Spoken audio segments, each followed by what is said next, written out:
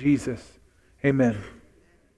And we are so glad that you have chosen to be here today. Easter is a big day for Bridgepoint. It's a big day for the church. And the reason it's such a big day is because the resurrection of Jesus is a big deal. He did many amazing things during his time on earth. He gave sight to the blind. He enabled the lame to walk. He healed the sick. At one point, he even walked on water. But none of those amazing things compare with the resurrection of Jesus. Because this is the event that demonstrates that Jesus has power even over the grave. It is his victory over the undefeated rival of humanity when Jesus raises from the grave. He shows that he is who he always claimed to be. And there is no event like this. And so we are thankful that you have chosen to share this day with Bridgepoint. We hope actually that this becomes part of your family tradition. Of course, we hope that we don't have to wait until then to see you again, right? But we hope that this celebration each and every year is a part of what you love to share with Bridgepoint. Traditions are an important part of our lives, right? And one time we tried to make cinnamon rolls a part of our family tradition for Easter, and we realized that Easter is a busy day for our family, right? And nobody's got time for that. But I do love cinnamon rolls.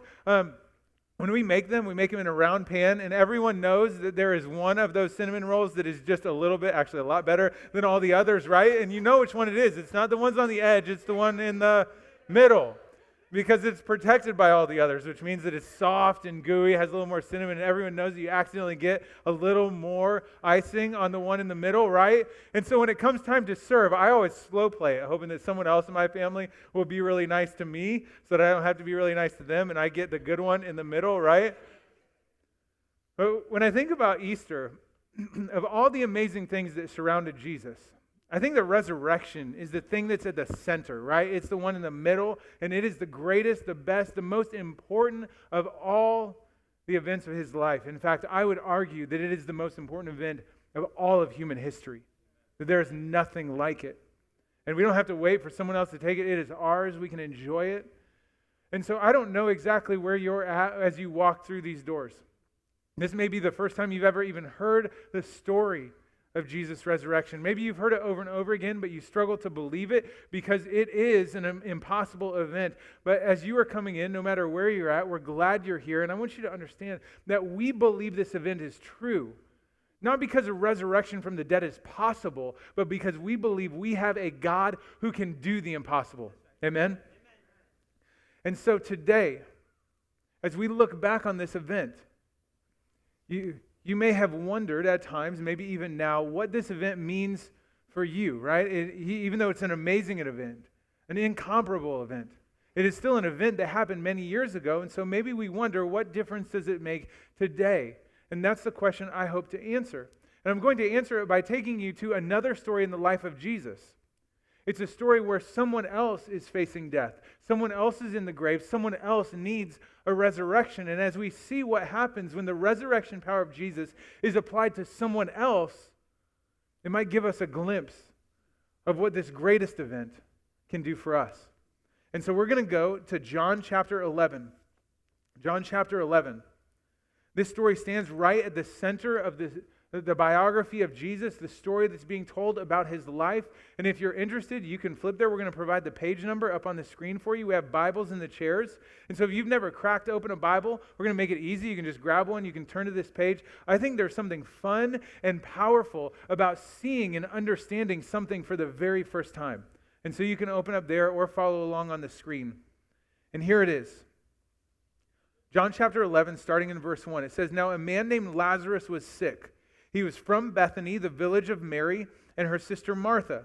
And this Mary, whose brother Lazarus now lay sick, was the same one who poured perfume on the Lord and wiped his feet with her hair. So the sister sent word to Jesus, 'Lord, the one you love is sick.'" And so we meet the characters in this story, the important people. There's this family that lives in a town called Bethany, all right? So in ancient Israel, Jerusalem was the capital city. It was the most important city. And then 2 miles to the east was this small town called Bethany.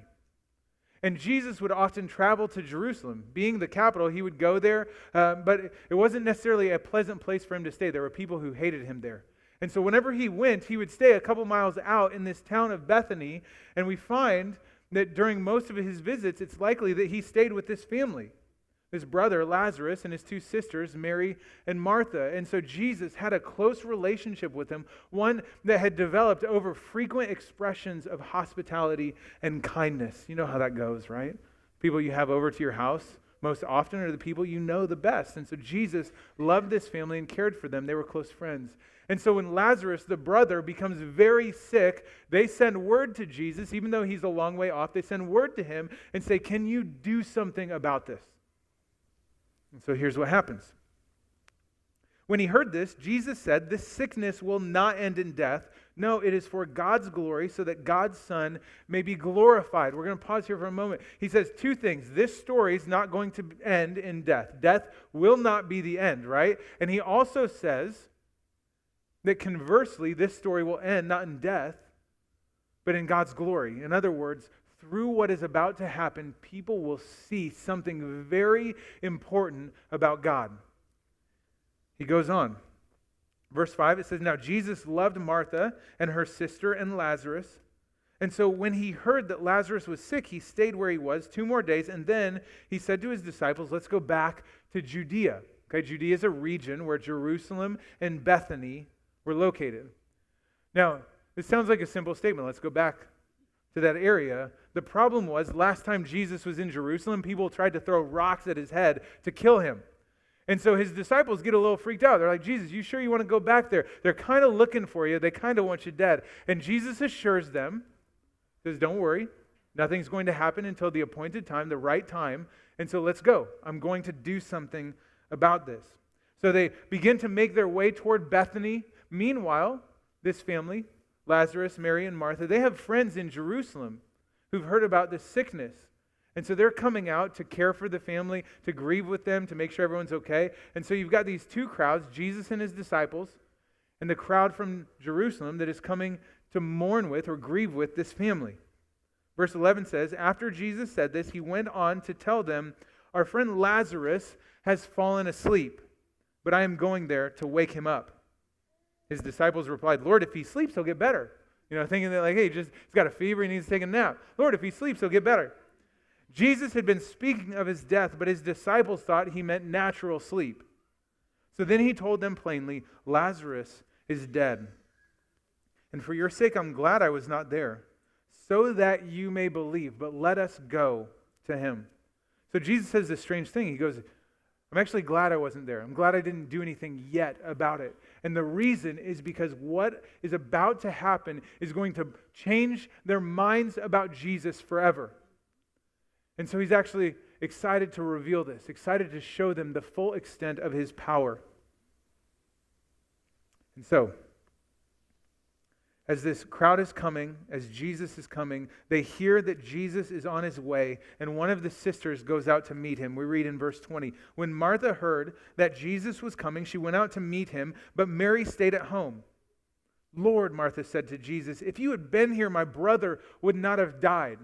So here in this, we hear this conflict between frustration and faith, right? Because Martha believes that Jesus could have done something, but he didn't. And we know that that's often the cause of our frustration with God, right? When we believe he could do something, we believe he could intervene in our finances, in our health, in our family, in our relationship, in our work. We believe he could do something, but he doesn't, and that creates confusion that leads to frustration. That's where Martha is living right now. She comes and she said, you could have, but you didn't. But in verse 22, she professes her faith. She says, but I know that even now God will give you whatever you ask. Jesus said to her, your brother will rise again. He reiterates, death will not be the end of this story. Martha answered, I know he will rise again in the resurrection at the last day. She's disappointed with this. It feels like one of those cliches, like at least he's in a better place, that you don't really want to hear, right? And she goes, I know that in the end, he'll be okay. But Jesus corrects her, and he says this. Jesus said to her, verse 25, I am the resurrection and the life. The one who believes in me will live even though they die, and whoever lives by believing in me will never die. Do you believe this? So remember, at this time when Jesus gives her this question, do you believe this? Her brother is still sick, her brother is still dead. Jesus hasn't even arrived at the house yet. And so he's pushing her, do you believe this? Before you see any reason to believe it, do you believe that I can do this? And she replies, yes, Lord. I believe that you are the Messiah, the Son of God, who is to come into the world. What she believed about Jesus gave her reason to have confidence that anything was possible, even someone going from death to life.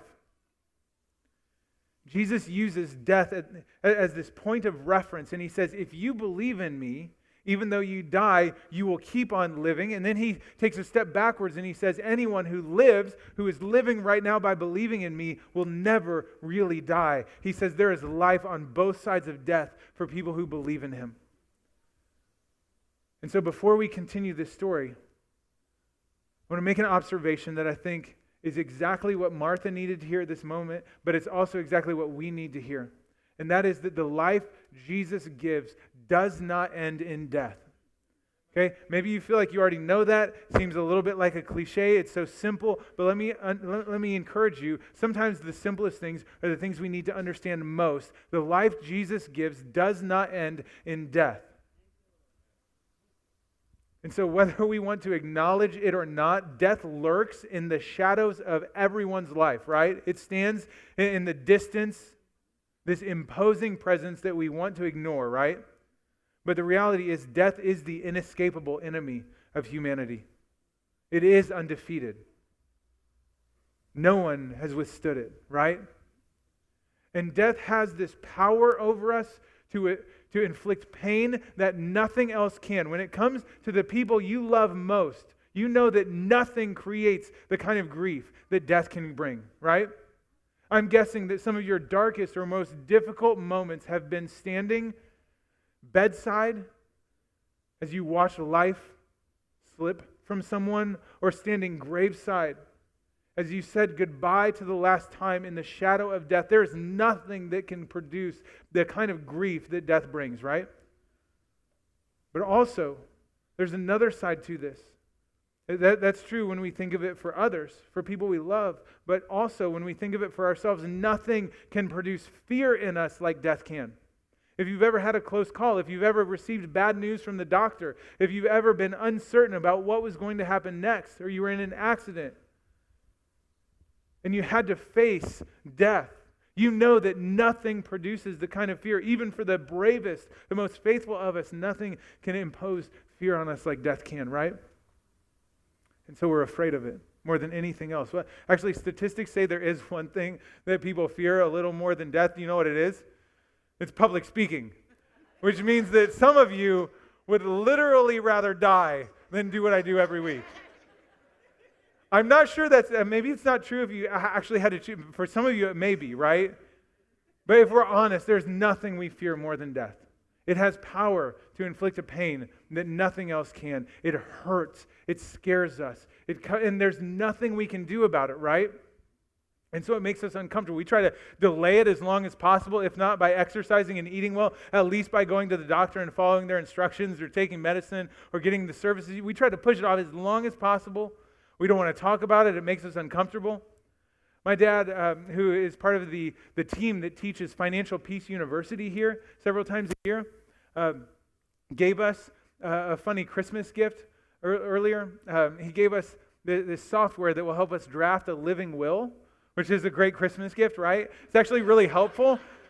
The only problem is it's April now, and we still haven't touched it, because we don't want to have that conversation, right? Like, nobody wants to sit down and be like, well, when we die, we want to give the kids to them, or we want to do this with our assets. Like, you don't want to have that conversation. So last week we were realizing that several months have passed, and we haven't done this yet. And so we're having this conversation while we're making dinner about like some of the decisions we have to make.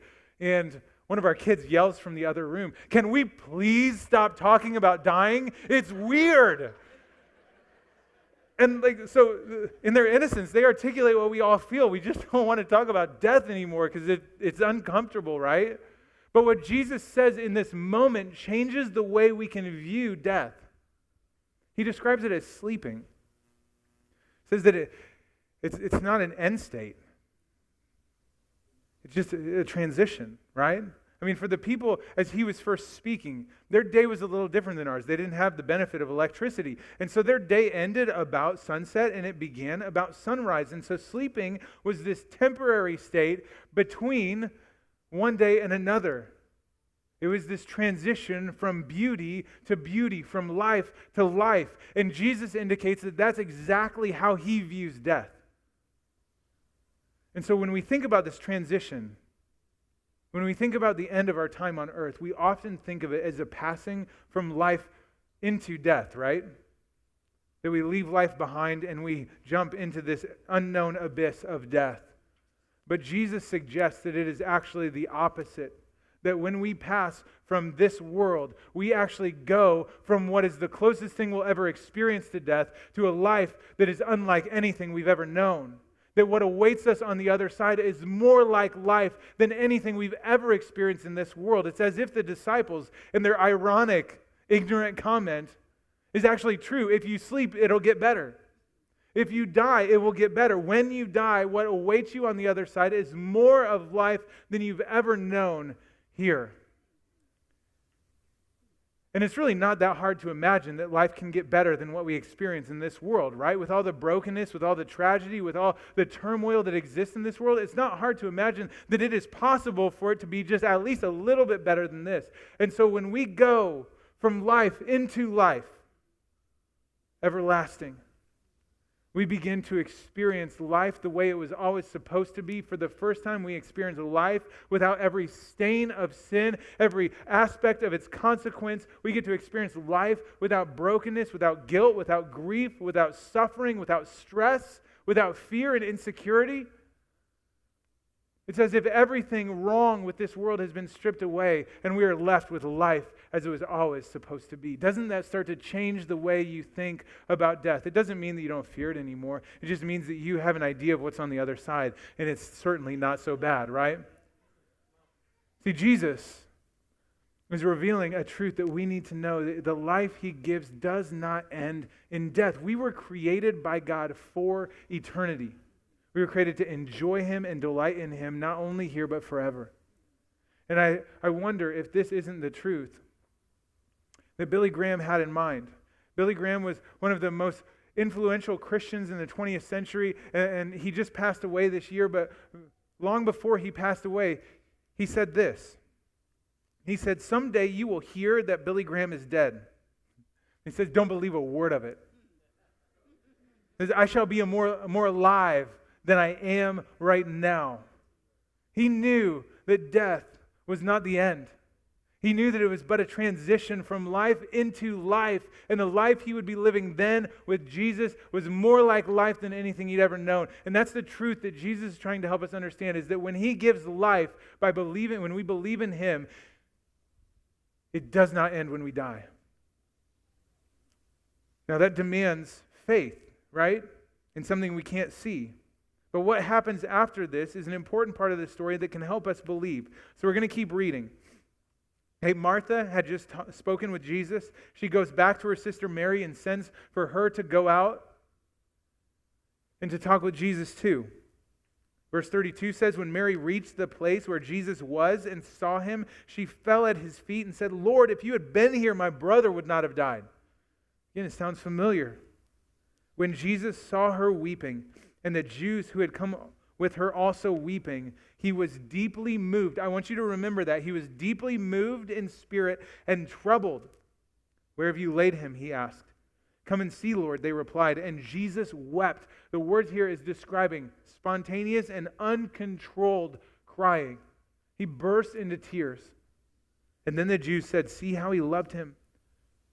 This is the most emotional scene in the life of Jesus. And understand, at this point, he knows how the story is going to end, right? He knows what is coming, but that doesn't stop him from empathizing with the people who are just crushed by grief right before him. And the words that are used here are incredibly vivid and powerful. It says that Jesus wept, and the reason he wept was because he was deeply moved. That word, it's used there, described the snort of a horse as it ran off into war. A visceral noise that came from an animal. But then it was used to describe one of the deepest human emotions, not one of sadness, but one of fury. of outrage. Think about this. When Jesus stares at the people who are grieving, as he sees people who are broken by the brokenness of this world, he is outraged. He's furious because it wasn't supposed to be like this.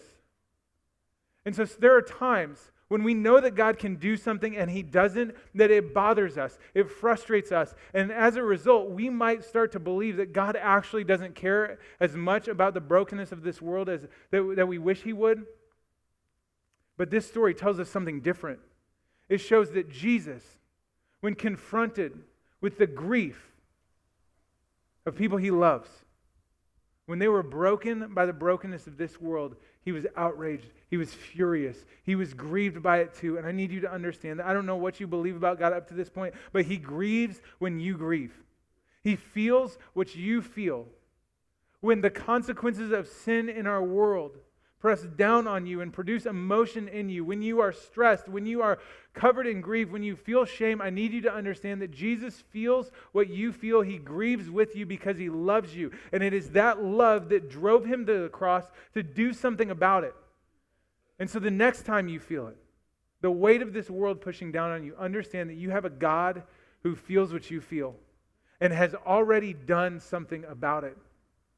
And so here is what he does for Lazarus. Verse 38 says, Jesus, once more deeply moved, came to the tomb. It was a cave with a stone laid across the entrance, and he said, "Take away the stone." "But Lord," Martha said, the sister of the dead man, "by this time there's a bad odor, for he has been there 4 days." That's a lot of detail, right? Then Jesus said, "Did I not tell you that if you believe, you will see the glory of God?" If only you believe, you'll see what I'm about to do, and you will know God like never before. Verse 43 picks it up. It says, when he had said this, Jesus called out in a loud voice, "Lazarus, come out!"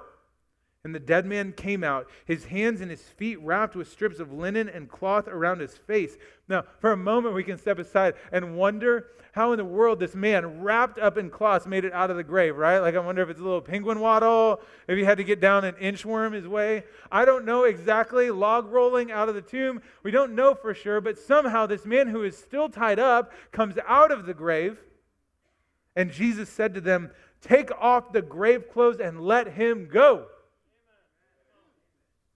See, at this point, Lazarus had been raised, but he was still living and looking a little bit like a dead man, right? And so the last act of grace that Jesus offers is to cut free what was binding him, what was holding him back. And the miracle is complete. Life has been given. Lazarus has gone from death into life. And we need to understand a second truth that comes from this story. We already said that the life Jesus gives does not end in death. We also need to understand that the life Jesus gives does not begin in death. This may sound like a strange compliment, but understand that some people think that there is no life after death and therefore they have no hope beyond it, right? But the other extreme that you can drift toward is believing that after death is the only hope we have in Jesus, and so you are just stuck gritting your teeth and bearing life until the merciful end. And neither of those are true. This story tells us that Jesus gives us life both before and beyond death. It doesn't start when we breathe our last and we pass from life into death. It begins when we believe in him. When we declare that we accept who he is, that he is not just another person or a great teacher, but he is God himself come to earth to give his life as a payment for our sin. When we believe in who he is, when we trust what he's done, his life starts to pour into ours. And we need this just as much as his promise for everlasting life after death, because sometimes in this life, in this world, we not only fear death, but we feel it creeping in. There are parts of our lives that feel desolate and dry and lifeless at times, right? There are parts of our lives, there are parts of our hearts that feel like life has slipped away, whether it's your marriage or your family relationships, or you feel like your work situation or your future is bleak. Maybe you look back at your past and you see nothing but death or what feels like death in it. I don't know what your situation is, but there are times where our experience here on earth feels more like death than life. And it doesn't help all that much in this moment if our only hope is after death. Jesus, though, gives life that begins far, far before we die. He describes the life he gives as living water, that as it rains down on us, it can bring life out of what once was dry and desolate. It restores life to every part of us. I was watching Planet Earth. I don't know if you're Planet Earth fans. It's pretty amazing. There's one episode that is all about deserts, and it talks about Death Valley being the hottest place on Earth. And how Death Valley is dry, it is arid, it is almost lifeless most of the time. But all it takes is just one refreshing rain for seeds that have lain dormant for over 30 years to spring to life. And I wonder if that's not what some of us need, that we have felt lifeless. We felt dry and desolate for far too long, and all we need is the living water of Jesus to rain down on us and give us life not just at the end, but right now when we need it. That's what he wants to do for us. And so let me invite you into a response. If you have never believed in Jesus, you've never accepted who he is, trusted what he's done for you, then your first step from death to life is to believe in him. To decide that today is your resurrection day. It is the day that you place faith in the impossible because you have a God who can do the impossible. And as you make your way toward that, if you want to let somebody know, if you want to find me in the lobby, you want to stop by our info center or just use your Connect card to express, today I believe in Jesus for the first time, please do that so we can celebrate with you and guide you toward what is next. Maybe you need to hear those words of Jesus as he called Lazarus. He said, Lazarus, come out. And maybe you need to be called out of the life apart from Jesus that feels like death. Today can be your day. If you've already believed in Jesus, if you've already been baptized, you've been following him for a while, and he's given you his life that begins now and lasts forever, then maybe for you, what you need to hear is his call to Lazarus afterwards. Take off those grave clothes that are binding him and let him live free again. For some of us, we have been given this life everlasting, and yet we are still living and looking like we're half dead. And stop running to the grave. Stop bringing back things that produce death in you. And let Jesus give you ever-increasing life. See, we remember the resurrection of Jesus today because it's the event that declares that he has power over even the grave. But we also tell the story of Lazarus because it shows us what happens when that resurrection power is applied to someone else, when there's someone else in the grave, someone else who needs to be raised. And my hope is that you would see yourself in this story and believe, whether it's that you fear death forever or you feel it right now, you would believe that Jesus has power to give you life now and forever. Jesus gives us life that never ends when we believe in him. That's the truth I want you to take home today. Jesus gives us life that never ends when we believe in him. And so let me read this last passage for you. We're going back into the story, verses 25 and 26. Jesus said to her, I am the resurrection and the life. The one who believes in me will live even though they die, and whoever lives by believing in me will never die. Do you believe this? That's my question to you.